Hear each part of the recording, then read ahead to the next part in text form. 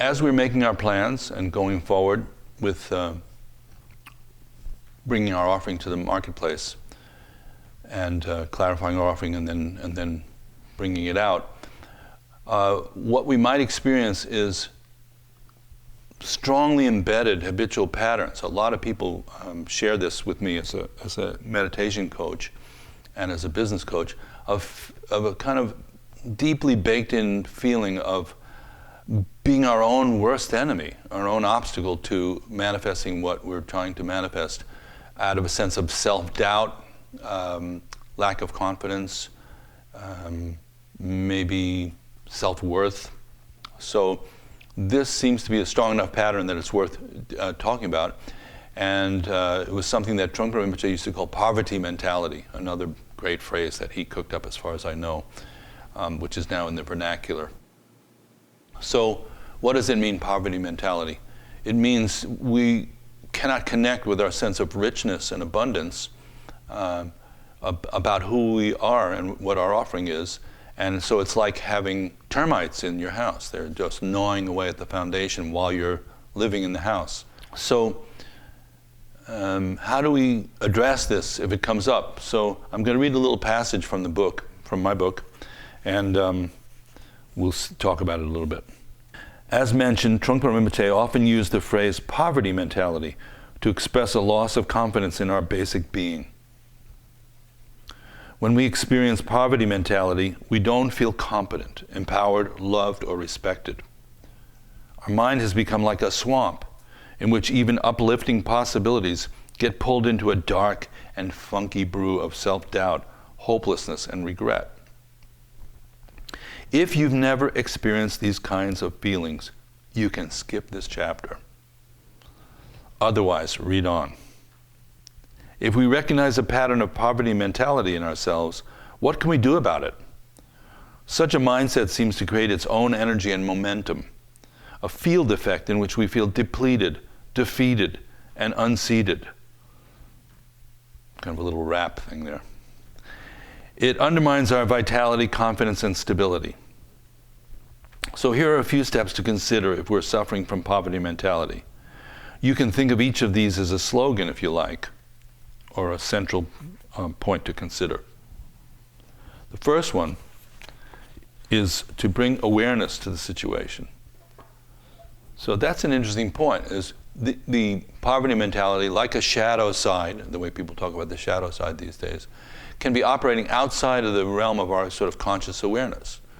We're just feeling a little bit low, depleted. There's a kind of discursive narrative underlying our kind of conscious thought. And just the simple act of becoming aware of that, which is what mindfulness really is. We become aware of our existing mind states without the ambition to try to change them or improve them, but just to see it clearly. So, for example, you go into your bedroom that you haven't cleaned in a year and a half, whatever, and you turn the light on, and you're going to just see it the way it is. So this is why sometimes for people practicing meditation, a sense of discovery comes along that can be challenging. It's not all like the covers in the yoga magazines where everybody's sort of blissing out somehow and bypassing or going around whatever habitual patterns they are working with. So it's an interesting point of departure to think that awareness can do two things at the same time. One, illuminate the situation, showing maybe some of the obstacles and difficulties that are present. And the other is at least gives you light to operate in which you can take note of the situation and maybe begin to work with it more creatively. So that's the first step, is bringing awareness to it. And we cannot recommend anything more strongly than mindfulness meditation practice to do that. Of course, there's other ways. You can, contemplate your situation. You can talk to an expert about it, get light reflected back on it. But the two-step process is, first of all, having some kind of awareness and insight about your poverty mentality, if that exists. Then you kind of have a choice at that point.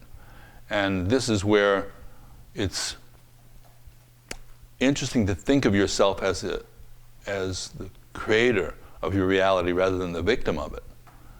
And it's kind of radical in a way to think that you may have some agency in terms of determining the temperature and the mood of your own state of mind. It's usually the last thing that occurs to us, actually. We almost will explore anything else first. DNA, genetics, the emotional temperature in your family. But the idea that you actually, as a creative person, have created a certain sense of reality that may include some kind of self-doubt and negation, that could change. You could change that. So there has to be some kind of intention. That's the second point, is to create some kind of intentional action towards shifting that reality. And so it's really like, you could say, attention and then honing intention. And developing some kind of awareness and then some kind of focused approach towards shifting certain basic patterns.